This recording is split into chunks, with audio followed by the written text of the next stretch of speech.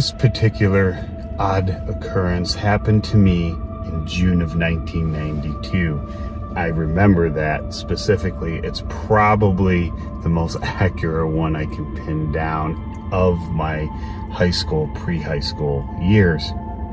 I know this because I was in summer school, so it had to be between my junior and senior year. And it was definitely summer because I was riding my bike home from summer school. I debated whether or not to even include this one because it's not really a creepy, eerie tale so much as it's just bizarre. And you'll see why when I get to the end. But first, let me explain what happened. During summer school of 1992, I would ride my bike home from Homewood Flossmoor High School all the way back to Chicago Heights. That was a long trek. Now, the neighborhoods in this area, it was all suburb housing. The only commercial things along the way was a little strip mall near the train station of Flossmoor, and I would change my route up on occasion just not to do the same trek every single time.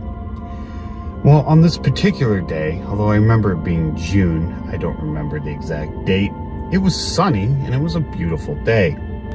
So I'm pedaling my bike home, and this is one of those days I decided to take an alternate route. I don't remember which road I turned down, and this would come back later into the story. But as I'm pedaling, I see this gravel road. Gravel roads in this area, Homewood, Flossmoor, Chicago Heights area, were non-existent, even as driveways. The area, although not really that old, you'd be hard-pressed to find a house pre-early 20th century, but the vast majority of the houses are post-World War II. It's very densely populated. There just wasn't very many rural areas within there. There'd be occasional sprinkled golf course, but anyway. This caught my eye for that reason, that I'd never really seen one here before. And I didn't see any signs or anything like that. Now, even back then, I knew that if you saw power lines, like along some isolated road or in the woods or something like that, they would eventually lead to a building. This had no power lines, so this piqued my interest even more. So I start heading down this gravel road on my bike, and the gravel road turns to dirt. I don't think I was pedaling for very long. I probably went maybe a quarter of a mile down this road before I came upon a house in the distance. The house looked abandoned. It didn't look like it had been abandoned for too long, but the house didn't fit the neighborhood. It was definitely not early 20th to mid 20th century. It was older than that. It looked like an old farmhouse from the 19th century.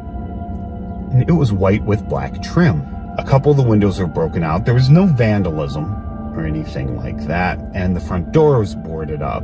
Other than that, and the lawn being really grown over and flowers percolating throughout the yard at random, which were probably cared for at one time, I did notice a couple of the old 19th century white colored gravestones off to one side.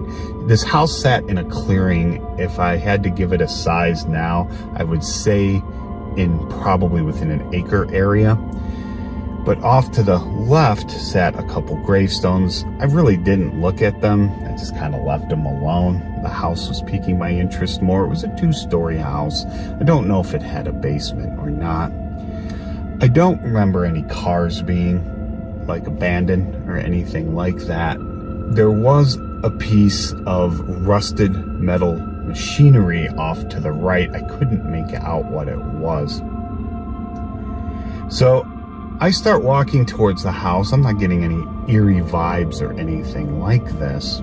So I just walk around the house to make sure there's no homeless people or something like that in there that I don't want to disturb. There's no vandalism anywhere on this house either, which you'd think it would have been tagged a long time ago. So I walk around, and for whatever reason, I decide to not try to go inside. Instead, I decided it was time to leave. It was probably 3, 4 in the afternoon, so there was still several hours of daylight left. I don't remember why I felt like I needed to leave. I just felt like I should go. You know, maybe I had something to do that I don't remember now. I don't know. So I get back on my bike and I head down the dirt road, which turns into a gravel road, which leads me back to the main road, and I continue along my way. So I told my friends about it, and they're like, oh yeah, let's go find it. You know, we've never seen anything like that around here. Let's go see it. So that weekend, we did. We got on our bikes and we started looking for this thing. I remembered the general area pretty well of where I had been and where I thought the gravel road entrance was. It wasn't there. What was there was just kind of a gap in the houses, if you will. You know, kind of like an empty lot in between two houses.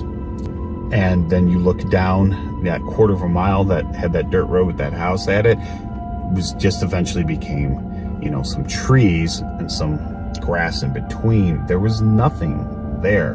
No gravel road, nothing like that, no house. I swore that was the spot I was at. I remembered it had only been a few days. It's not like I tried to do this years later. My friends kind of just poked fun at me and said that in my advanced teenage years I was going senile and things like that. You know, what kids do to kids to mock them when something like this happens. But here's the thing. Even after all these years, I remember that. And I remember that house. And I could even draw it to this day if you asked me to draw it. And I could place where the gravestones were. And I could place where the rusty metal was. But I couldn't, you know, I didn't investigate it to see what the actual piece of machinery was. I could tell you how long the grass was and everything like that. The acre-sized lot, it was surrounded by trees. I could tell you how many windows it had. I could tell you, you know, where the front door and the back door was in relationship to each other. All that, and the porches, and all of that stuff. But it just wasn't there, and I know that was the spot.